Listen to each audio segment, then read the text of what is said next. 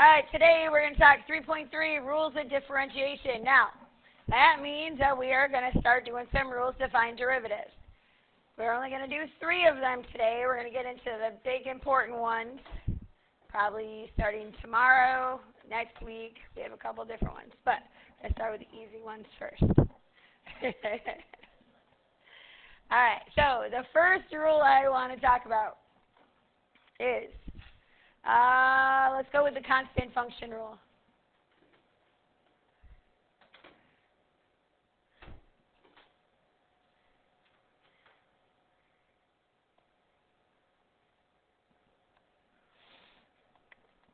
So technically the rule says if I want the derivative of a constant, it equals 0. So what it's actually saying is if I had y equals 3, what kind of line is y equals 3? Horizontal line, right? And if I have a horizontal line at 3, what kind of slope does it have? 0. So that's why the derivative is always 0 of any constant. What is that? Is that an C E? is a constant.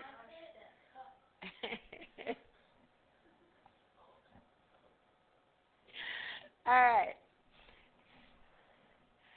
So obviously, I'm not going to do examples of this. It's going to fit in other places in just one little moment. Next one.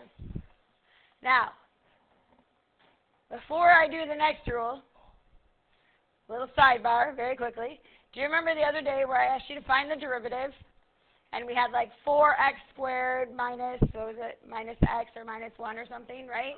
And you have to put in f of x plus h minus f of x all over h. We do all our multiplying. Okay, here we go.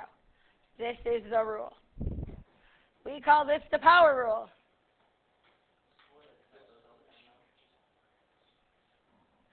So the derivative of x to the n is n x to the n minus 1. So what that says is if I have, I have a question. what? How did we choose d over dx to be function? Because it's d and then dx built in the first one. It's the derivative. So, and I only wrote it as d over dx just because it can be dy, dh, dg, whatever our function is. How many letters are there? 26. How many letters in the alphabet? Lowercase I, uppercase I. All right, so here we go. Example number 1. Let's find dy dx for y equals 4x squared minus 1. We'll do that one. All right? So following our rule, y can be written as y prime or can be written as dy dx. It just means derivative. Here, the way the rule works is we bring down our exponent and we multiply by what's in front. So we bring this 2 down. 2 times 4 is 8. We write our x and we subtract 1 from our exponent. Oh, that's funny. And then if we do minus 1, what is the derivative of a constant? 0. So the derivative of 4x squared minus 1 is just 8x. Whoa. Where do you get the 2? The squared. It's squared. So like say if it was third, then it's 12x to the 1 still. Like No, hold on. 4 squared is 4 times 4, which is 6. Oh my god. All right, hold on.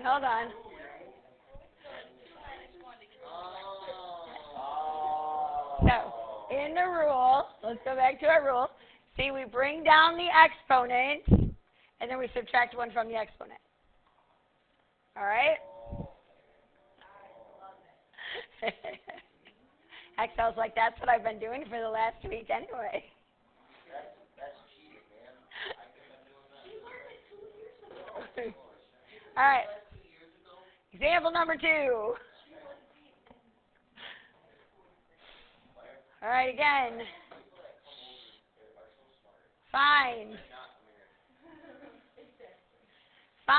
y prime. And again, saying y prime, that just means derivative. So if I have y equals, let's go with 2x to the third plus 6. All right. Doing the derivative, y prime equals our exponent. We bring down and multiply by the coefficient in front. So 3 times 2 is 6, x squared. And then technically the plus 6 becomes 0. That's it. That's your derivative. Okay, let me keep going now, you guys. I have one more rule I want to talk about today, because it technically is going to fit in with what we're doing. So that number's 1 through 12. No, I'm not there yet. Will you stop? Jeez. Slow down.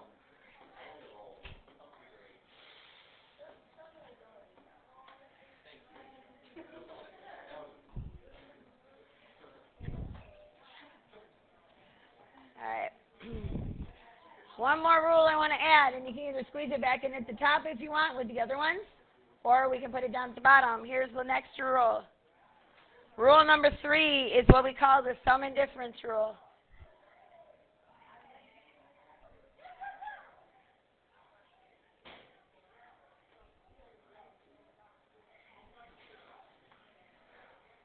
So if we are finding the derivative of, let's say, 2 different functions that are either added or subtracted. So the rule is actually written like this: u plus or minus v.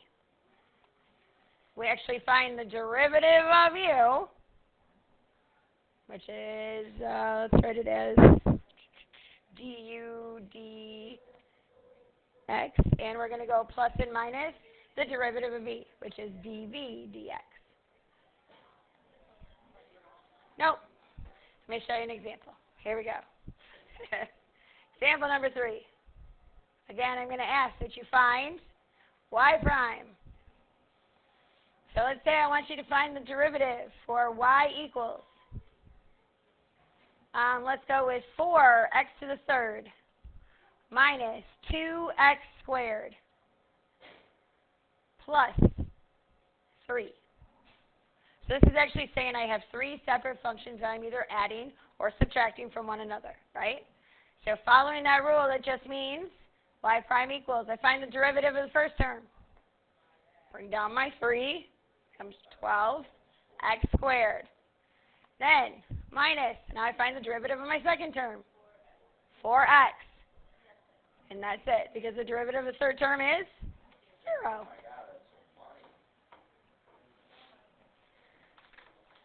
All right. So now let's clarify a little bit closer to what your problems in your homework actually are. Okay? All right. So here we go with example number 4. On problems 1 through 6, find dy dx. So same thing we're doing. But let's make things just a little bit tougher, just a little, because I know you guys can handle it. Let's say I have y equals x to the third over 3 plus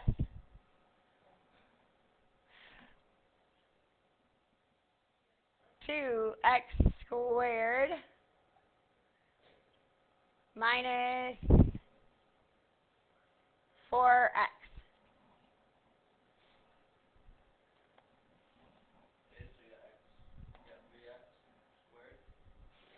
All right, so y prime equals, first we're going to bring this 3 down. So we have 3, but we're dividing by 3, so what really happens to the 3? Come 1, so we're end up with x. And then 3 minus 1? Squared plus 4x minus? Okay, so this last term is negative 4x to the first power. So bring down the 1, so minus 4. Because then x to the first minus 1 makes it a 0, right? And we talked about how, and let's think about it this way. The other day when I started introducing the derivatives to you, I said when you have a function, it goes down by one term, right? So what do you think is happening every time? So when we do the derivative of x to the third, its derivative is x squared. It's going down by a term. The derivative of x squared becomes x to the first. The derivative of x is no x, so just a straight line, right? Constant. Okay. So that's all you have to do for the first ones. Those all should be pretty easy. Let's talk about example number 5.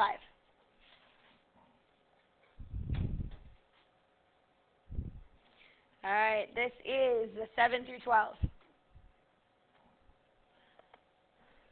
Find the horizontal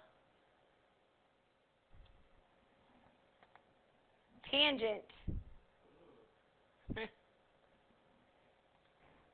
of the curve.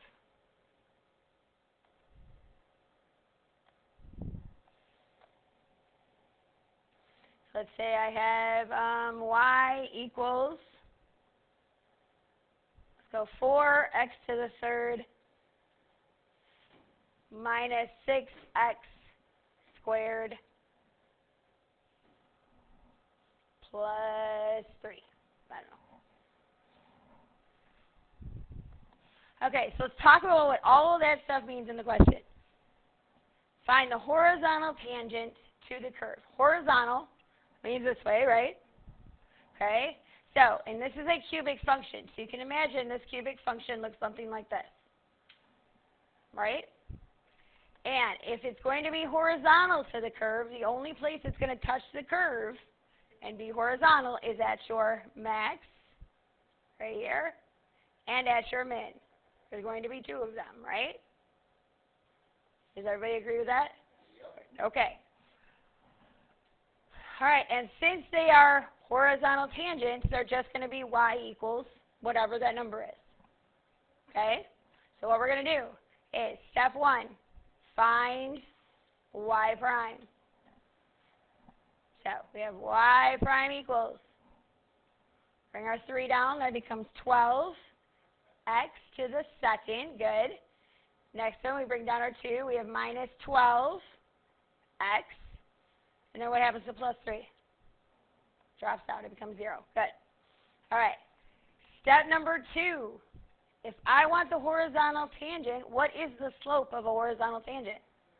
0. So what I really need is where this is now 0, where this equals 0. So now I want you to set equal to 0.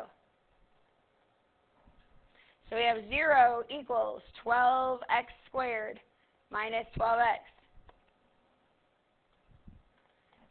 Step 3, I want you to solve.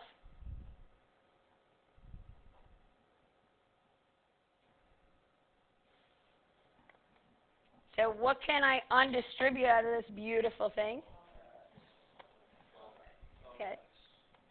All right, so I have 12x times x minus 1. So what are my 2x values where the tangent is 0, or where my derivative is 0? Yep, so x equals 0 and x equals 1.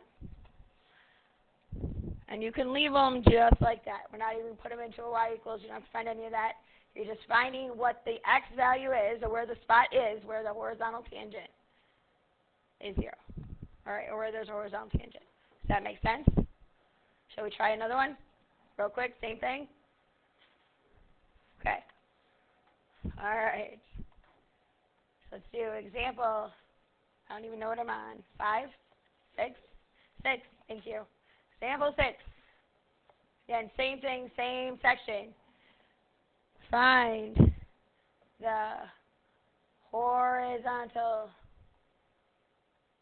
tangent of the curve.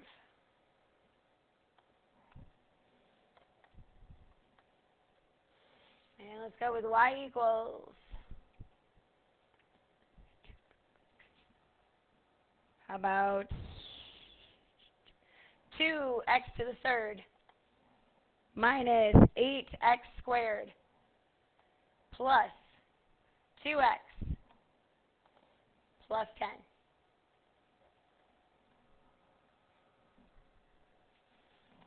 All right, so the very first thing we do is we find the derivative. Y prime equals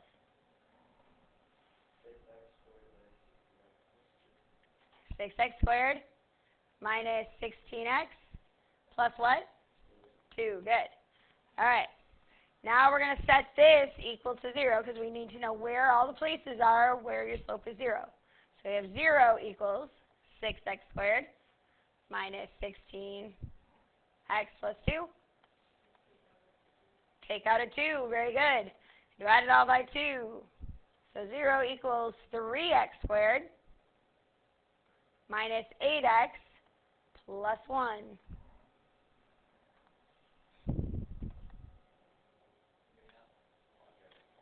Quadratic formula. No. Negative b. So positive 8 plus and minus the square root of b squared, or negative 8 squared, minus 4 times a times c, all over 2a. And yes, it is written on the board over here.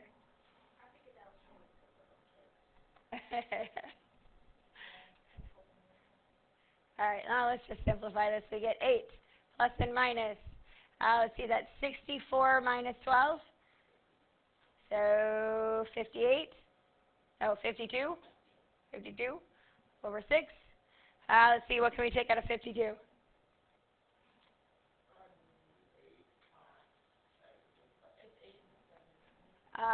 4 and 13? Okay, 4 and 13. So this is actually 8 plus and minus 2 square root 13 over 6. Can I reduce this at all? Divide it all by what? All right, so our final two answers are going to be 4 plus and minus the square root of 13 over 3. Very good. We can say x equals quadratic formula. Most of the time you're going to be able to factor, but there are the occasions that you still need to use your quadratic formula. All right, so are we feeling pretty good about 1 through 12? Okay. Let's do 25 through 30 real quick. On 25 through 30, 25, 26, they're questions and they're asking you to think about what the slope is. And you guys totally got that. So what I want to do is talk about another one. Let's go example 7. All right.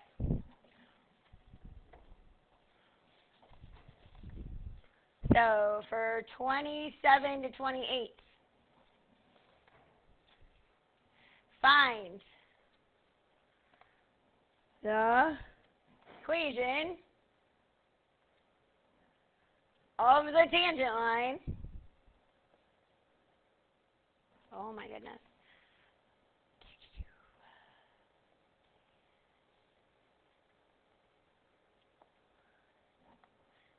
Line, that's an N, at the given point.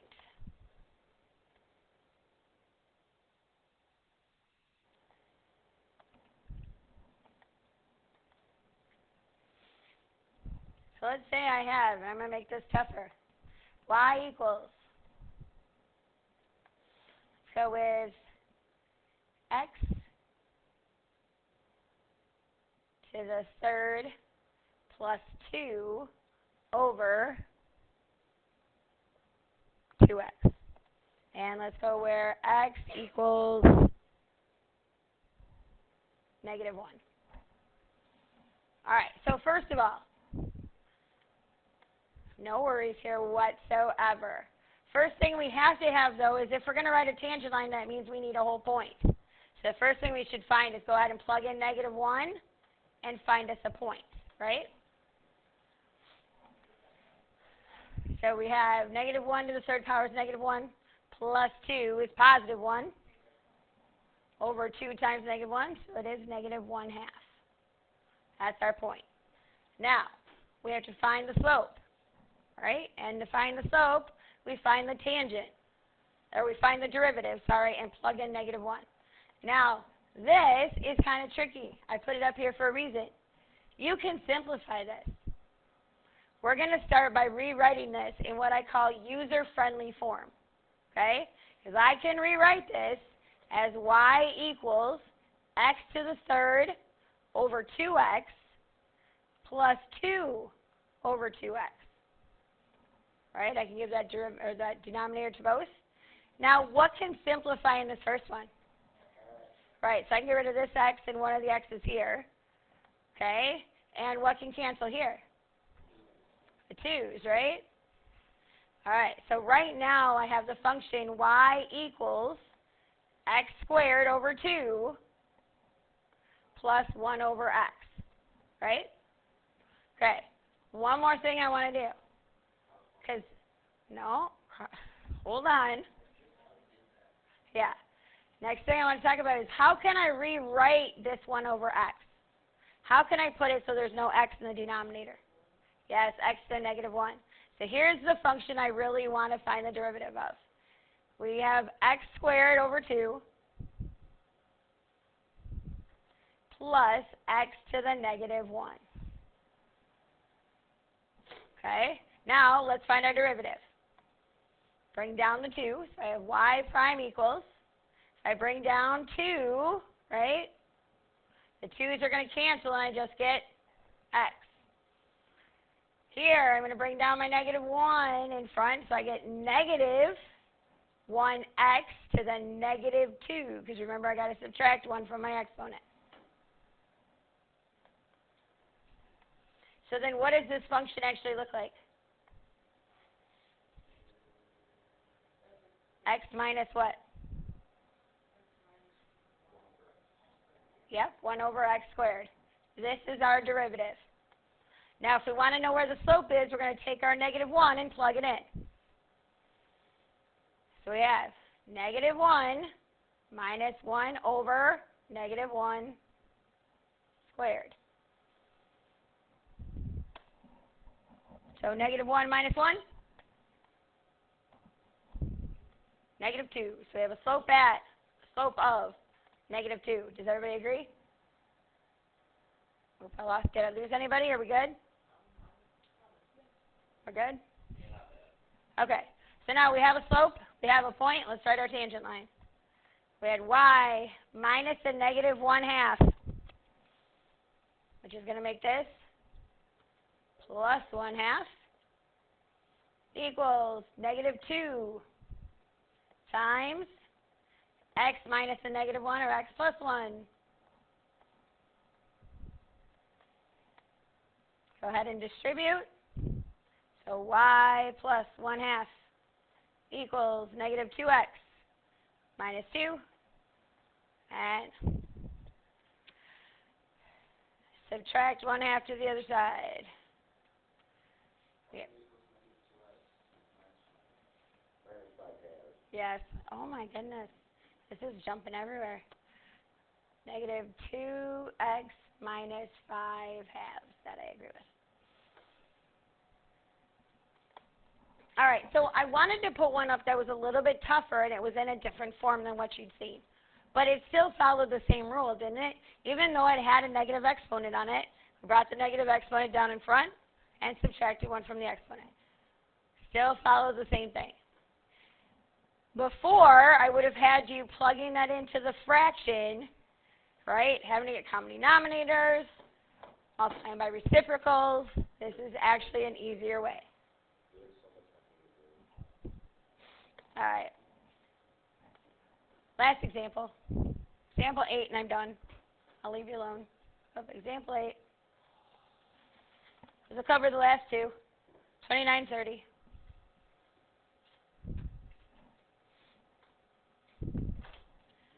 Find dy dx. About 25 and 26. Thank you, Sophia.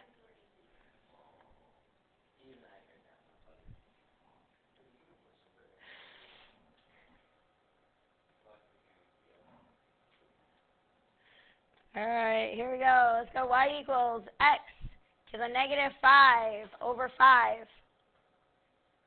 plus x to the negative 4 over 4 minus x to the negative 3 over 3.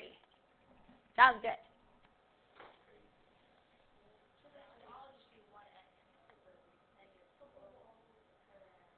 Be careful. Yeah, so first we're going to bring this negative 5 down, and you're right, the 5s are going to cancel. So y prime equals, we're going to have a negative x. Well, remember I subtract 1 from the exponent. Negative 6, good. Next, when I bring down my negative 4, I have negative x to the negative 5, right? Then you have negative x. Careful. Positive Positive x. negative 4. Very good. Good job. Now, you can either leave it like this, which is fine, totally legit, or you can rewrite it if you want and say that y prime equals negative 1 over x to the 6th minus 1 over x to the 5th plus 1 over x to the 4th. And again, that's up to you. Both are correct. All right? You guys got this.